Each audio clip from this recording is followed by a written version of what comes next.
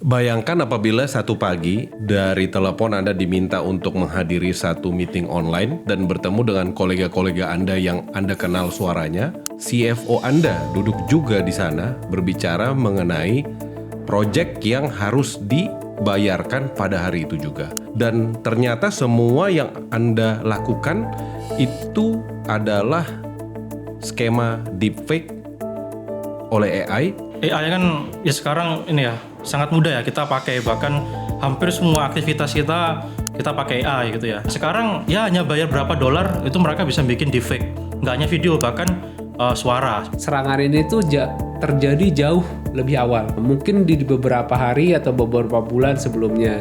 Mereka itu attacker ya akan melumpuhkan informasi dari manapun, misalnya informasi terkait CFO-nya. Dia akan cari di LinkedIn bagaimana sih mekanisme perusahaan itu bekerja gitu.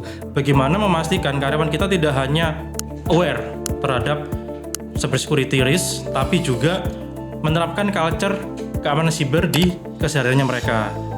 Kalau kita lihat nih ada data bocor, nggak serta-merta oh itu berarti bocornya dari server company, kan nggak gitu ya. Jangan-jangan bocornya dari laptopnya klien.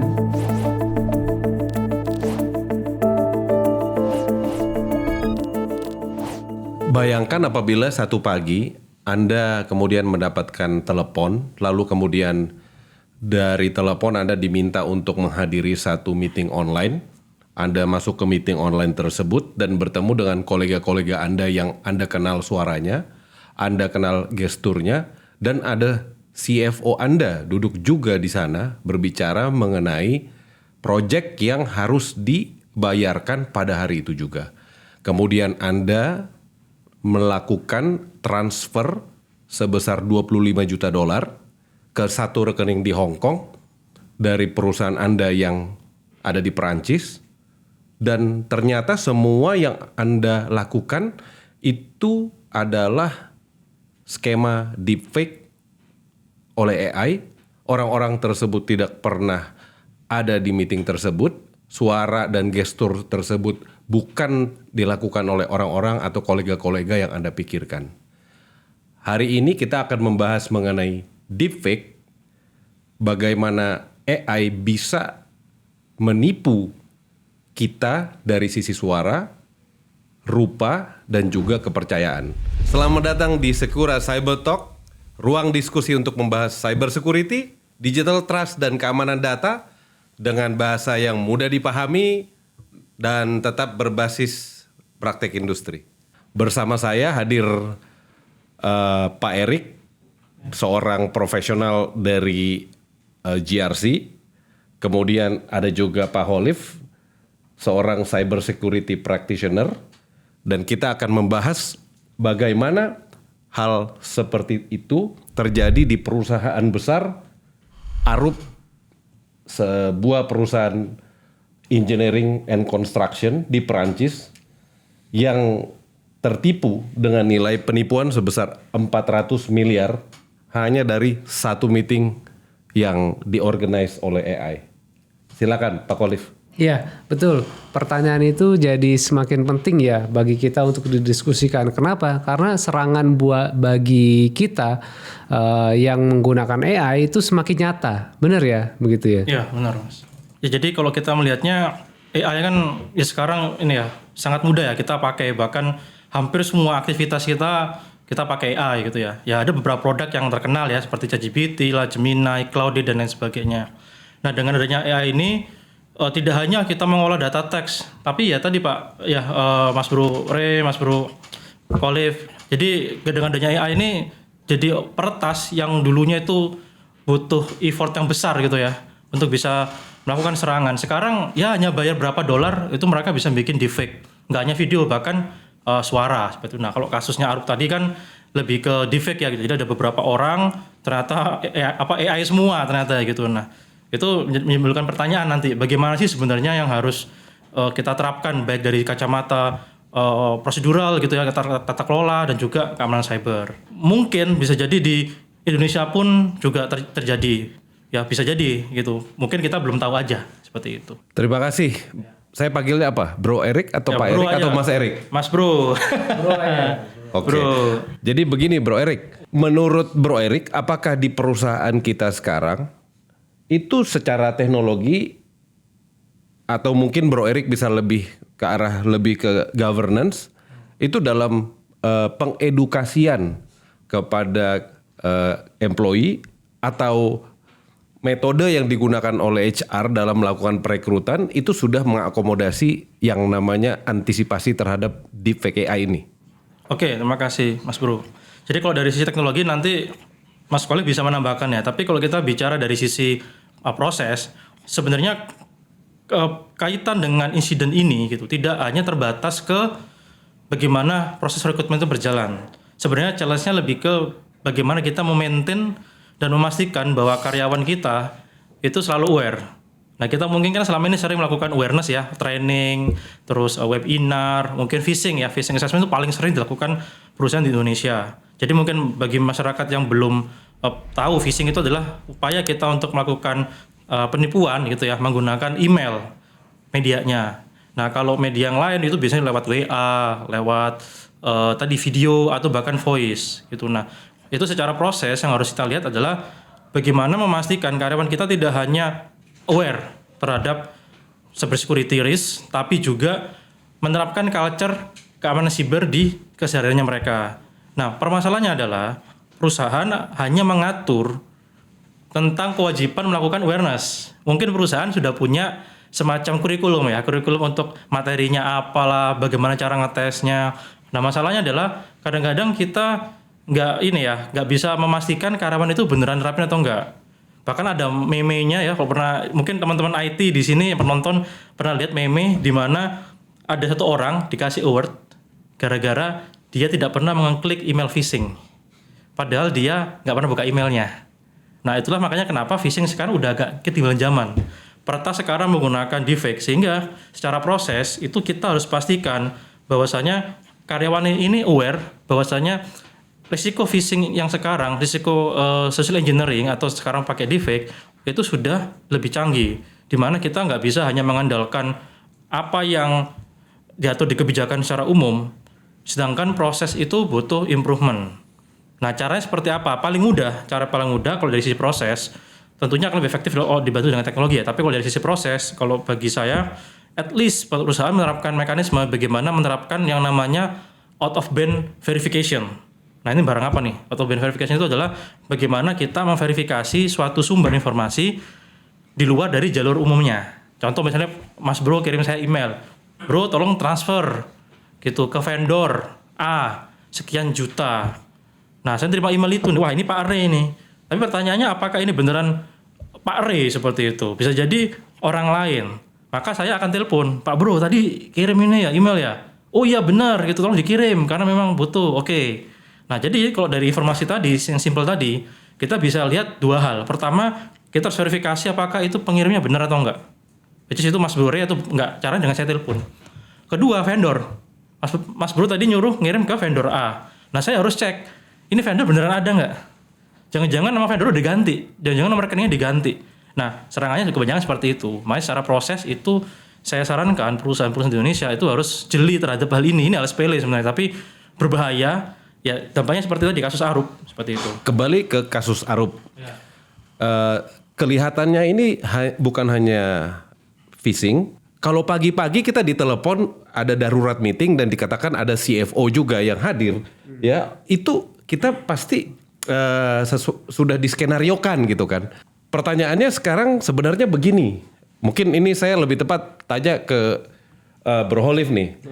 Bro Khalif, ini kan sebenarnya attacker kan punya susunan acara strategi untuk mereka bisa mengeksekusi sampai targetnya mengirimkan. Nah, bisa coba dijelaskan tidak? Ini apa-apa saja yang digunakan, teknik-teknik apa saja yang digunakan supaya ya kita bisa tahu nih antisipasi dari sisi teknologinya seperti apa. Tadi kan sudah dijawab dari sisi procedure, dari sisi governance di perusahaan. Mungkin bisa langsung dijawab. Iya, betul. Memang akan lebih seperti di film-film gitu ya. Jadi serangan ini tuh terjadi jauh lebih awal. mungkin di beberapa hari atau beberapa bulan sebelumnya. Contohnya gini, yang pertama mereka akan melakukan, kita sebut itu namanya kalau di cyber security namanya reconnaissance. Nah, reconnaissance itu apa? Mereka itu attacker ya, akan melumpuhkan informasi dari manapun, misalnya informasi terkait CFO-nya, dia akan cari di LinkedIn bagaimana sih mekanisme perusahaan itu bekerja gitu, bagaimana sih komunikasi di internalnya itu berjalan, dan mungkin dia juga bahkan mencari momentum yang tepat untuk melakukan serangan atau melakukan permintaan transfer itu supaya semuanya terlihat wajar. Itu yang pertama ya. Yang kedua, serangan penyerang itu akan masuk ke tahapan phishing gitu ya. Atau mungkin lebih generalnya kita sebut dia social engineering gitu ya.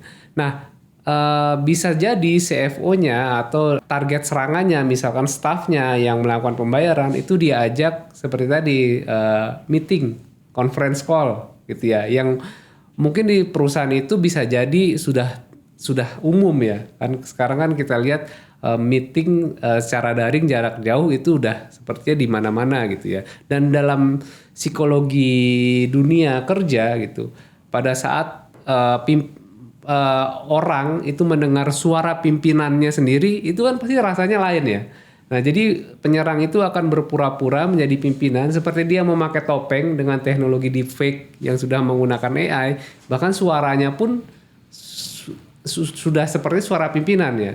Pertanyaannya begini, kok sampai di tahapan itu dari mana dia dapat suaranya gitu ya, atau dari mana dia dapat wajahnya? Nah, itu sebenarnya teknologi sekarang bisa kita ambil dari mana-mana ya. Sebagai contoh ada di YouTube gitu. Misalkan Bapak Presiden Prabowo kan banyak videonya di YouTube ya, banyak juga suaranya. Nah, itu bisa diolah seolah-olah si penyerang itu menjadi CFO-nya gitu ya. Nah, setelah itu yang paling penting dari sisi ini adalah pressure. Karena kalau tidak harus segera dilakukan, serangan itu bisa jadi akan gagal atau nggak terjadi gitu ya. Jadi CFO-nya bisa langsung, ya kamu transfer ya segera, ini urgent, ini penting ya. Seperti halnya phishing yang lain gitu ya. Kamu harus transfer berapa tadi? 25 juta dolar gitu ya. Nah, dari situlah serangannya berhasil mulai dari tahapan-tahapan ya. Nah, kembali ke governance nih. Kalau biasanya di perusahaan itu kan kalau kita mau melakukan aktivitas administratif yang berhubungan sama sejumlah uang, apalagi ini transfer dilakukan untuk 25 juta dolar sebanyak 15 kali dia lakukan transfer. Tentunya kan setiap transfer pasti ada approval, ya, approval. Nah, memang tidak diceritakan apakah dia bisa langsung melakukan approval. Kemungkinan besar sebagai seorang account payable yang memang mempunyai wewenang langsung ke bank untuk melakukan transfer, bisa saja approval tersebut di bypass. Apalagi apabila perintah yang ada di meeting call itu semua approvernya sudah ada di sana dan mereka bilang langsung laksanakan saja, dan fungsinya si account payable di sana adalah sebagai doers gitu. Nah, bagaimana Pak? Apakah prosedur yang kita punya sekarang di perusahaan kita itu menurut Bro Erik itu sudah cukup untuk mencegah sampai ke transfer? Karena kalau ditransfer kan nilainya sekali transfer langsung besar itu, Bro Erik. Ya, jadi sebenarnya kita nggak bisa mengeneralisasi ke semua perusahaan ya, karena perusahaan-perusahaan yang besar, apalagi yang TBK ya, tuh yang memang harus mendisclose governance-nya dengan baik, itu mereka pasti punya SOP yang cukup ketat. Makanya ya ini lebih ke untuk perusahaan, terutama untuk perusahaan-perusahaan yang memang tidak punya governance ya. Kita nggak bicara cuma sebagai security sebenarnya, kita bicara governance secara organisasinya. Kalau mereka memang nggak punya mekanisme proteksi untuk transfer berjenjang, bahasa saya. Jadi maksudnya berjenjang itu adalah, jadi perusahaan itu harus menerapkan limit transfer. Misalnya kalau limitnya sampai sekian puluh juta, nanti approvernya level apa.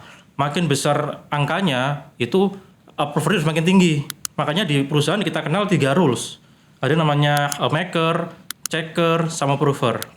Nah, maker adalah pihak yang membuat permintaan. Misalnya satu pihak, oke, kita pengen melakukan transfer.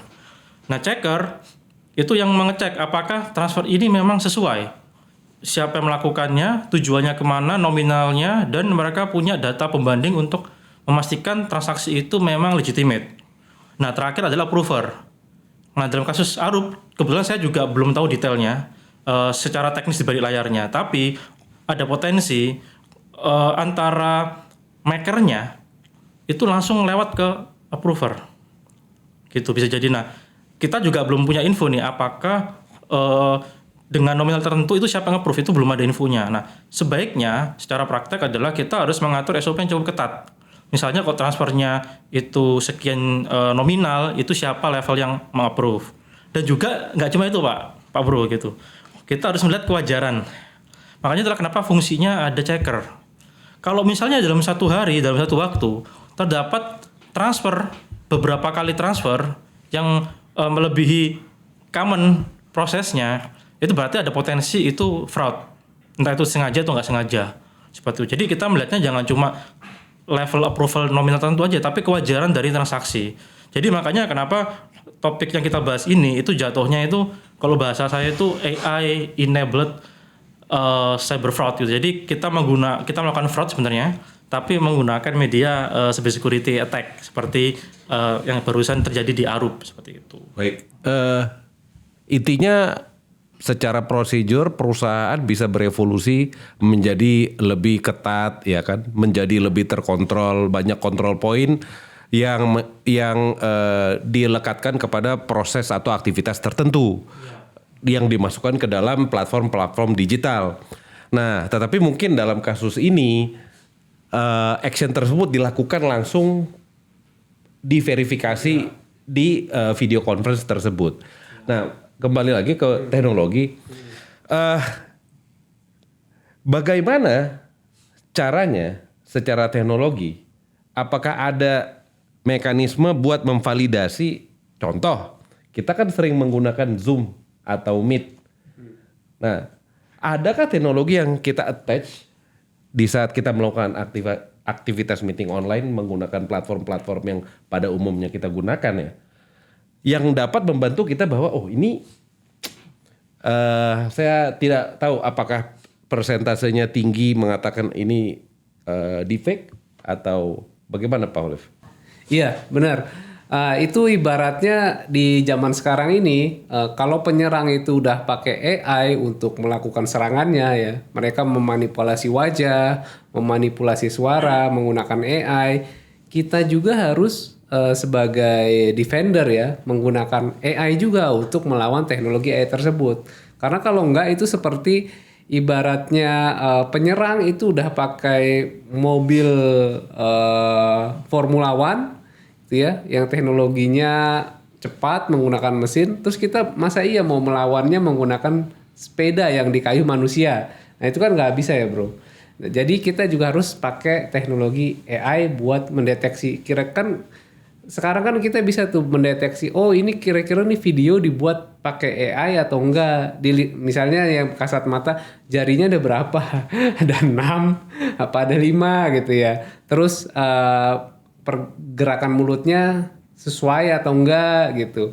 Atau mungkin dari SOP-nya juga misalkan ditanyakan kode ya gitu. Atau kodenya biasanya Pak kira-kira Bapak mau saya antarkan nanti siang mau saya antarkan kopi atau teh gitu. Harusnya jawabannya apa ya, something like this bisa kita gunakan ya teknologi. Padahal sekarang kebanyakan perusahaan taunya kalau cyber security itu pasti antivirus, EDR, ya, email security ya.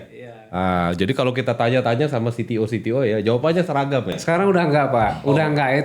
Itu dulu mungkin masih relevan, dan artinya di zaman sekarang bukan tidak relevan ya, itu masih tetap perlu kita gunakan pengamanan di endpoint yang kita sebut ya, seperti dulu namanya antivirus, sekarang namanya EDR.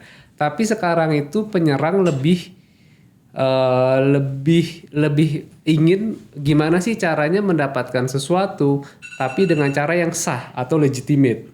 Caranya ya kita biarkan si target serangan itu melakukan aksinya. Berarti kita harus memanipulasi cara mereka bekerja sehingga mereka mau mengerjakan sesuatu. Nah, kalau pengalamannya Mas Erik nih, mungkin Mas Erik pernah berinteraksi di beberapa perusahaan untuk menerapkan standar operasional dan prosedur atau menangkis serangan-serangan tersebut tuh gimana caranya?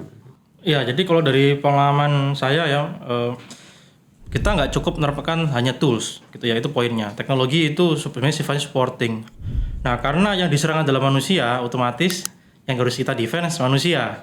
Makanya saya dalam hal ini punya dua terminologi. Kalau kita pertama adalah, kalau kita tadi bicara tadi ya firewall ya, fisik gitu ya untuk proteksi. Nah, ini kita bicara human firewall.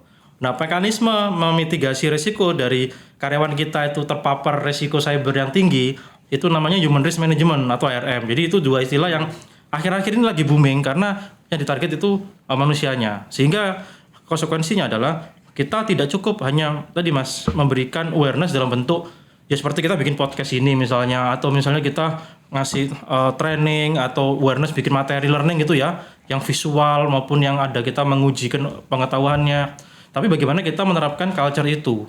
Nah, penerapan culture itu memang panjang journey-nya. Nggak bisa hanya dengan kita satu arah mencekokin karyawan dengan ya teori-teori gitu ya, gitu dengan hanya informasi-informasi yang sifatnya satu arah. Nah, kita harus mengukur bagaimana karyawan itu bisa memang benar-benar memahami. Nah, cara mengukur seperti apa? Ya, misalnya kita melakukan pengujian lewat tadi kita kasih awareness, kita tes pakai quiz, itu bisa.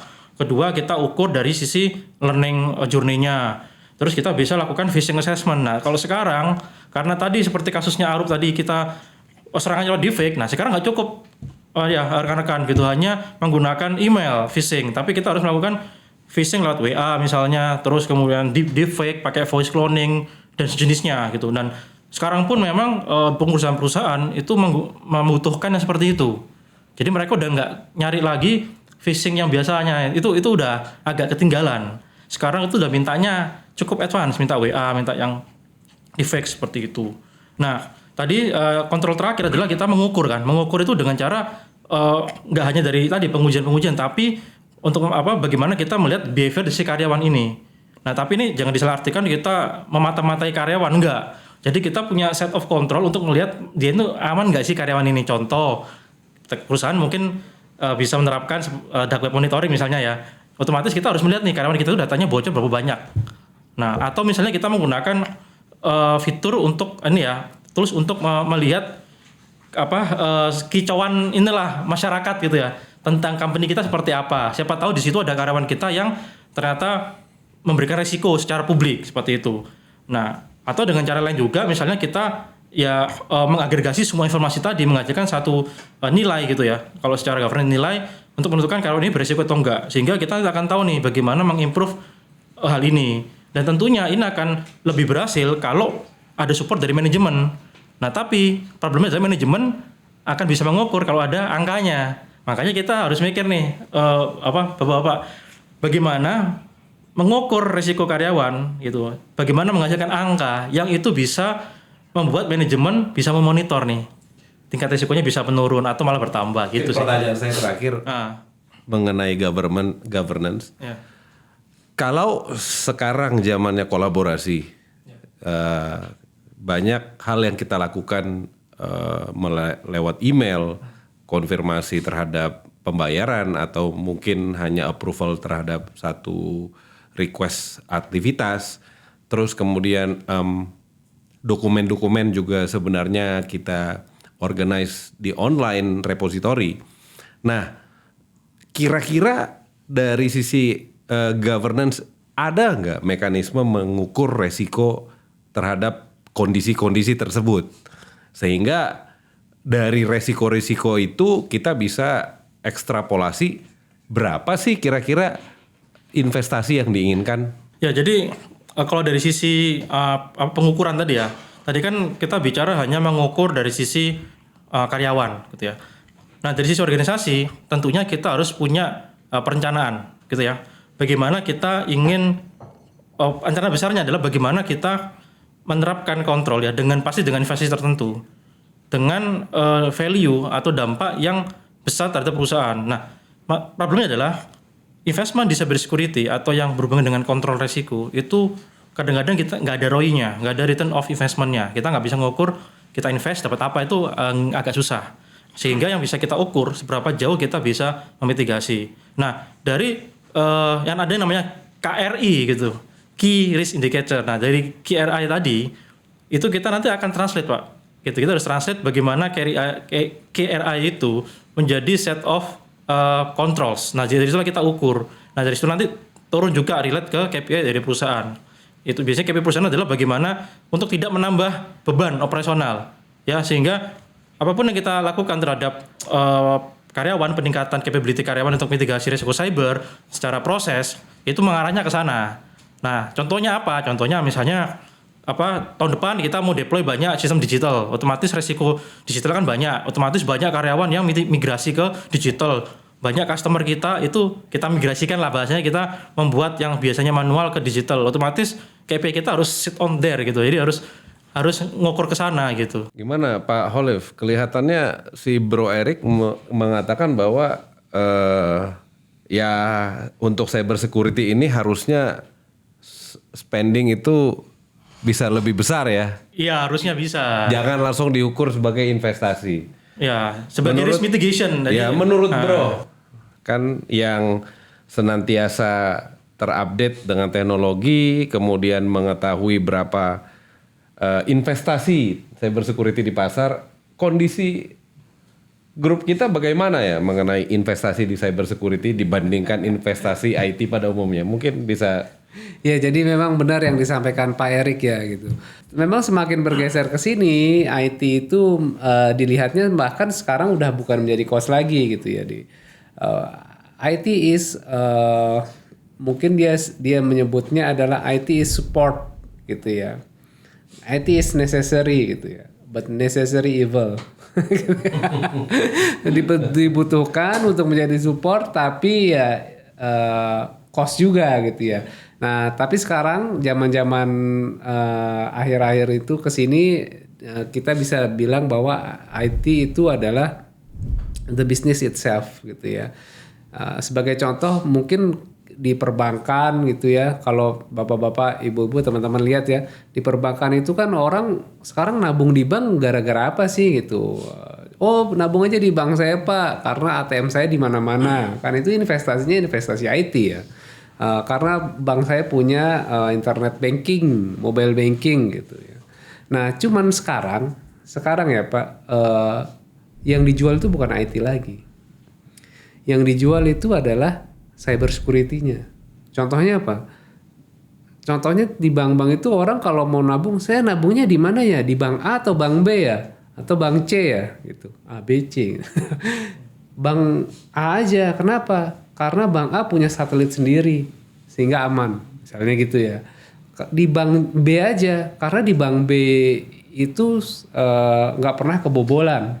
Misalnya gitu. Yang dijual itu sebenarnya apa sih? Ya keamanannya. Saya mau nabung di bank yang aman. Nah, melihat situasi seperti itu, sesungguhnya setiap perusahaan itu sudah mulai aware ya. Sudah mulai sadar untuk mengalokasikan kebutuhan sumber daya resources dalam hal ini keuangan ya, dipindahkan ke bagian nggak hanya IT tapi lebih spesifik ke cyber security. Memang cuma nggak semua ya. Karena kan kita bisa lihat company itu kan posturnya macam-macam ya. Ada company yang memang sudah revenue-nya besar. Ada company-nya yang revenue-nya kecil. Seperti negara deh Pak. Negara berkembang lebih mengutamakan keuangannya untuk kesehatan atau untuk pendidikan atau untuk cyber security gitu. Justru gue mau lebih tahu ya Bro Ray ya. Kalau dari sisi Bro Erik nih gitu. Kira-kira banyak nggak sih company yang ngelihat itu sebagai apakah dia sebagai opportunity atau opportunity bisnis atau melihat itu sebagai idealisme yang harus kita wujudkan karena nggak boleh dong cyber security yang punya hanya perusahaan besar aja gitu. Ya, jadi bisa dua-duanya sih, tergantung siapa yang melihatnya gitu. Jadi memang dengan adanya ini ya banyak informasi lah, banyaknya awareness ya, baik dari sisi ya pemerintah maupun swasta, NGO, siapapun lah, termasuk ya sebenarnya kita dalam rangka membuat podcast ini kan juga sebenarnya melakukan awareness, dan juga saya di luar podcast ini juga kan cukup aktif di komunitas, di berbagai forum itu untuk menyebarkan awareness pentingnya cyber security. Nah, otomatis dengan banyak awareness itu perusahaan makin aware nih bahwasanya cyber security itu ya sekarang is emas gitu, karena semua diserang, nggak cuma perusahaannya, orangnya pun tadi si levelnya kan, CFO-nya kena, mungkin sebelum staffnya mengirim, CFO-nya pun mungkin kena phishing dulu gitu atau kena tipu dulu, sehingga pertasnya dapat informasi terkait persona dari si CFO-nya, sehingga si staffnya percaya wah ini bos gua nih gitu, makanya dia eksekusi ya gitu ya. Nah, kembali ke yang tadi, maka karena cyber security emas, masalahnya adalah seberapa jauh nih kita mau invest. Otomatis mereka harus mengukur. Nah, itu pun patokannya beda-beda rekan-rekan. Ada yang budget IT itu biasanya misalnya 5% dari budget tahunan. Nah, tapi kan cyber security mungkin nggak sebesar itu. Nah, yang bisa kita ukur, yang harus kita pastikan adalah bahwasanya investment cyber security itu harus jauh lebih kecil daripada nilai dampaknya. Otomatis pertanyaan tadi akan kejawab ketika kita bisa mengukur kalau amit-amit jebol semua sistem kita, datanya bocor, sistem down, pada teriak nih customer, partner-partner bisnis kita teriak, kira-kira kerugiannya berapa? Ini kita belum bicara, kita harus menghitung kalau ada tuntutan hukum. Misalnya data bocor, kita kena denda PDP gitu ya, 2% dari penghasilan misalnya.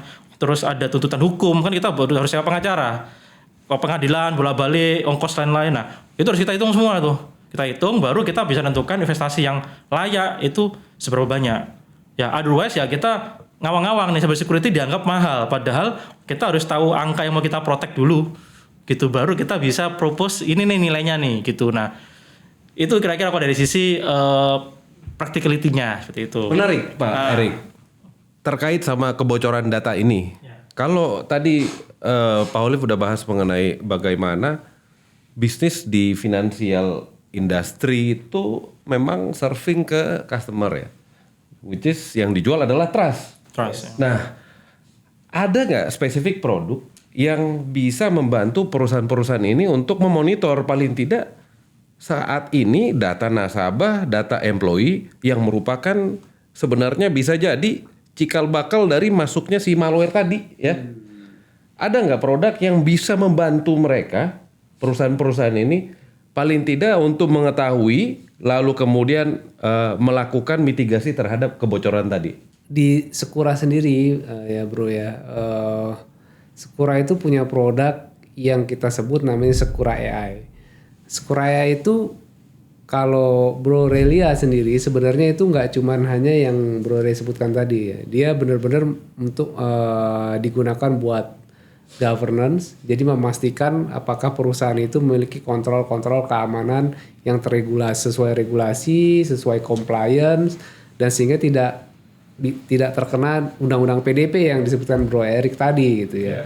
Yang kedua, dia juga terkoneksi dengan data-data yang mungkin sudah ada di dark web, sehingga mereka bisa memantau serangan-serangan di sana. Mereka juga bisa memantau data-data bocor, kira-kira data-data bocor tersebut ada impact-nya nggak ke perusahaan kliennya, seperti itu. Dan yang ketiga, mereka juga punya apa yang kita sebut ya, mungkin kalau dulu sebutannya namanya automated pen test gitu ya. Kalau sekarang sebutannya adalah AI based pen test gitu ya, atau AI red teaming gitu. Jadi ketiganya itu mereka saling terhubung, baik itu dark web monitoring, AI web pen test, AI based pen test, kemudian dengan GRC itu saling terkoneksi untuk memberikan informasi baik kepada C-level ataupun kepada teknisi, dan juga yang terpenting kepada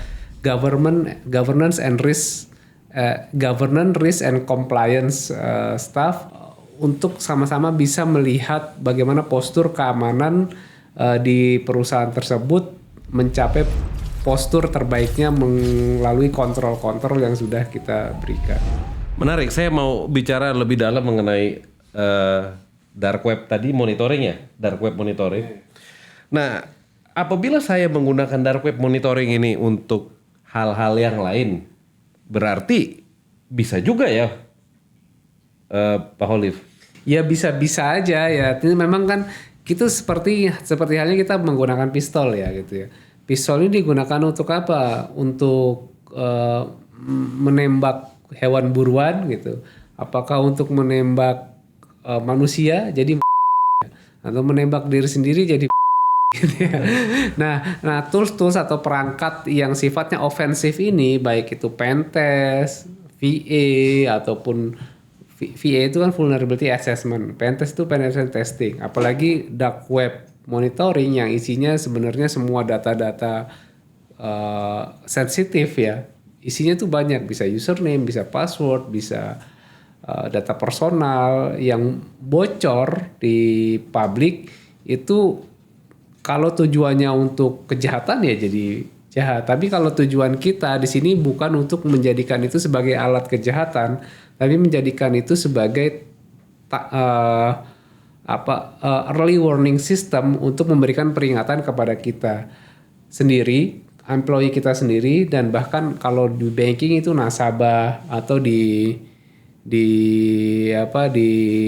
tempat lain, company lain, mungkin kliennya supaya melakukan rotasi passwordnya gitu.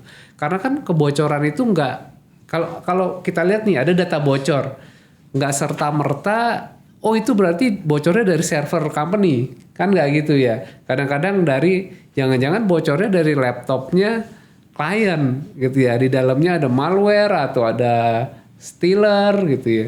Jangan-jangan kliennya habis nonton sesuatu apa gitu ya. Atau dipakai anaknya untuk download game-game yang seharusnya nggak boleh. Nah kira-kira gitu. Baik, artinya kalau umpamanya saya ada perusahaan finance, kemudian saya punya nasabah, kemudian saya lihat dari email address si nasabah tersebut yang diregistrasikan untuk dia punya akses ke aplikasi perbankan, mobile banking contohnya. Ya, terus kemudian saya lihat di platform bisa ya bahwa ini nasabah, contoh Pak Erik emailnya, terus kemudian passwordnya. Nah, kemudian saya dari situ wajib ya Pak Erik untuk memberitahukan kepada Pak Erik sebagai nasabah bahwa Bapak tolong diganti alamat addressnya atau mungkin diganti passwordnya dalam hal ini. Apakah ada kewajiban buat perbankan atau buat industri finansial yang lain seperti multi finance atau asuransi buat melakukan itu?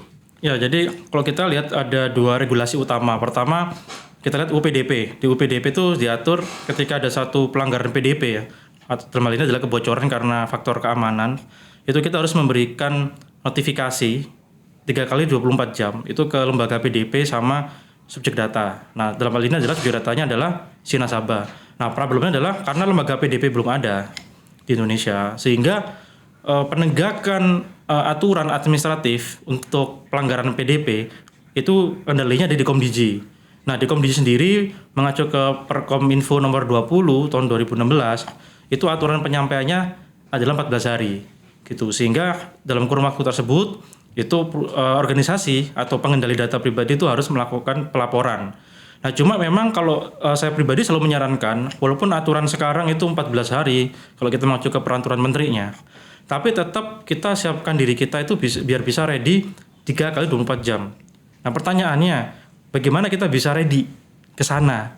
Ya, solusinya ada 2. Pertama, kita harus siapkan secara proses, dan proses itu harus kita latih terus ya. Ibaratnya kita main bola kan, kalau nggak latihan ya jebol terus gawang kita. Nah, kedua adalah dengan bantuan teknologi, which is tadi dibilang Mas Kholif ya gitu. Solusi Secura AI untuk GRC itu mungkin tidak bisa solve 100%, tapi bisa membantu untuk mencapai ke sana. Jadi kita siapkan apa yang harus di-comply, kita prepare. Meanwhile kita memonitor bagaimana risiko kita nih, attack surface kita. Oh, ternyata data yang bocor sekian. Otomatis kalau dengan fitur dark web scanning tadi, dark web monitoring tadi, kita bisa memonitor at least tadi kita punya early warning system. Wah, ternyata data karyawan kita sekian persen bocor. Nah, otomatis kita jadi lebih ready nih. Oke, berarti kita harus validate. Karena kebocoran data yang nggak tervalidasi pun kita mungkin belum bisa hitung itu sebagai kebocoran data gitu. Jadi ketika pertama kali kita tahu ada satu insiden kebocoran data dan kita udah assess itu memang data yang bocor, maka kalau sesuai UPDP itu udah dianggap hitungan awalnya Pak, deteknya udah mulai sejak saat itu. Tapi ketika kita tahu nih ada data bocor, ternyata pas dicek, wah datanya ternyata bukan, nggak valid, ya berarti kita nggak anggap itu sebagai kebocoran. Kira-kira seperti itu sih. Baik, sudah waktunya kita mengakhiri diskusi. Pak Khalif, Pak Erik, terima kasih atas beberapa informasi yang menurut saya sangat berharga ya buat teman-teman, tidak hanya yang ada di bidang cyber security, tapi mungkin di bidang-bidang lain. Ada beberapa hal yang saya catat. Yang pertama, berdasarkan kasus yang tadi, trust di era AI ini tidak cuman berbasis wajah ya dan gestur atau suara, tapi video call, video voice note, bahkan hampir semua aspek di kehidupan kita sekarang ini itu perlu diverifikasi ya Pak, verifikasi. Lah kemudian cyber security itu sebenarnya bukan cuman IT ya, bukan cuman IT tapi banyak hal ya, di SOP, di approval, awareness ya, tadi awareness karyawan, terus di proses-proses yang seperti procurement, finance, termasuk di kebijakan dalam belanja teknologi, dan tidak hanya menyerang sistem ya, tapi dia bisa menyerang tadi seperti kata Pak Khalif, menyerang social engineering ya, menyerang cara pikir, menyerang atau personal, cara bekerja gitu ya. Dan yang terakhir, dan ini bukan saja mengenai siapa yang punya tool yang paling canggih, tapi bagaimana cara mengintegrasikannya. Dan ada banyak tool, dan salah satu tool yang memang wajib di era cyber security attack ini adalah yang tadi Sekura punya. Iya dong. Apa itu namanya? Sekura AI. Sekura Jadi AI. mungkin dari audiens ya, dari pemirsa. Jadi kalau bahkan mau konsultasi tentang produk atau jasa cyber security lainnya, jadi langsung aja ke sini ya. Sini nih, di sini. Terima kasih sudah datang di acara Sekura Cyber Talk yang pertama kita. Nanti mungkin kita akan kembali lagi dengan topik-topik yang lebih menarik. Terima kasih.